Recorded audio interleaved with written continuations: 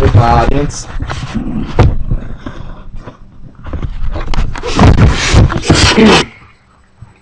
Alright. I'm here to persuade you that how fracking is bad for the Mahoning Valley. Imagine having to drive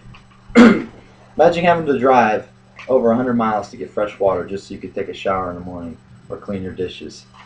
Fracking is done irresponsibly. It can have a detrimental effect on the quality of life in the future for the Mahoning Valley. Now, as a chemical engineer, I actually visited an injection well where they inject the fracking brine back down into the earth, and it's really surprising how little regulation they have. So first I'm going to explain why we need to ban fracking in the Mahoning Valley. Two, I'm going to explain the solution of banning fracking in the Mahoning Valley. Three, I'm going to talk about what's going to happen if we fail to ban fracking. And four, I'm going to tell you about how you can help me ban it. Now, fracking endangers the quality of life in the Mahoning Valley, the quality of living, and it's done irresponsibly. One of the main things that can happen from fracking is water contamination. A lot of methane has been built up in wells, and people's well water has been contaminated with methane, and it actually has been explosive. Now, Kevin Bagos of the USA Today, just to give you an idea of how often this water contamination happens, Kevin Bagos of the USA Today said that last year in Pennsylvania there was 398 complaints of water contamination due to fracking. Now, there are many other problems that was just a process problem caused by fracking. First of all, I kind of want to explain how fracking is done, just so you can kind of understand the danger of fracking. Now, if you look at, we'll try to get this on the screen. If you look at my PowerPoint here, this is kind of a view of fracking. Now, the wells are drilled vertically down into the shale gas, and then they're drilled horizontally. Now, when they're drilled horizontally, they're shot down with pressurized brine and water. Now, what that does is it causes little cracks in the shale, which can actually leach into our water table.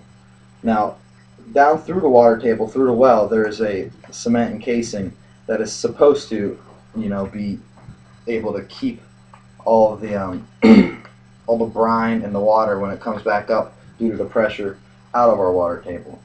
Now, through water contamination, obviously there's a failure in these casings that are drilled down into the well.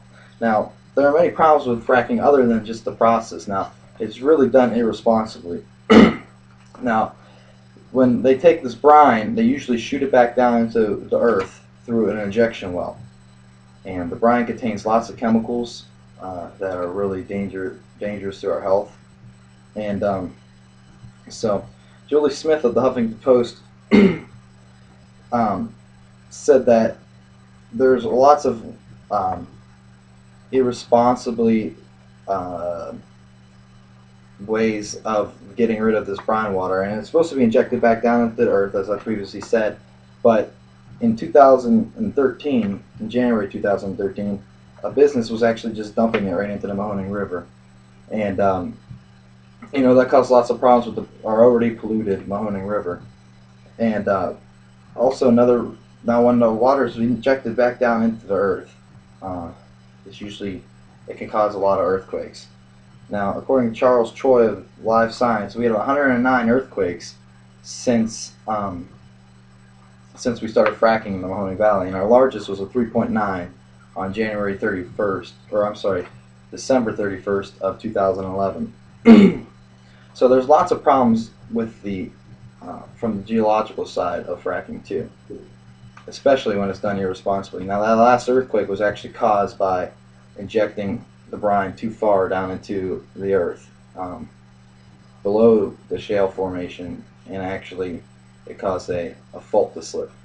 Now, we can solve this problem. And a ban on fracking will pretty much guarantee that we have we secure a better quality of life for future generations, and we protect our natural resources. Now, it's important to know that fracking is actually um, it's exempt to the Safe Drinking Water Act. Now, that is they kind of found a loophole through that, and obviously it can easily contaminate our water, especially if you have well water. Um, Ohio is kind of done on a statewide basis, or not a statewide basis, but a local basis as to whether you want to ban fracking. Now, Vermont was actually became the first state to to outlaw fracking for the whole entire state. Now, if we fail to outlaw fracking, as like Vermont did, um, we could be forced to find other sources um, of of water. Um, we have a really good large freshwater source, the Meander Reservoir, and that could actually become polluted by irresponsible disposal of fracking water, wastewater. Um, and also, like I previously said, the Mahoning River and other lakes and streams can further become polluted from brine water. Now I'm going to show you another picture. This one's actually a map of the Mahoning Valley. Let's see if I can get you to see it better. Let me see here. Oh, this is a disaster. Anyway, there's a whole bunch of wells around here, and here's Youngstown right in this area right here. And you could just see it's kind of like an epicenter of multiple earthquakes that have happened in the past since fracking has began. And there's also a bunch of wells on the picture there. Now I'm kind of holding the PowerPoint presentation because last time I had this on the TV and it didn't really turn out too well. It was too bright. So, what could we do? What could you do? I need your help to ban fracking. Now, you could do this multiple ways. Youngstown is actually a hotbed of fracking debate. You could either write your local representatives, your state representatives, or obviously your federal representatives. And the only way you and I are the only two people, are the only people who could ensure the quality of living that we have today and our natural resources for future generations. So I would like to thank you for listening to my speech on fracking, and I hope you choose to secure the future of the Mahoning Valley. Thank you.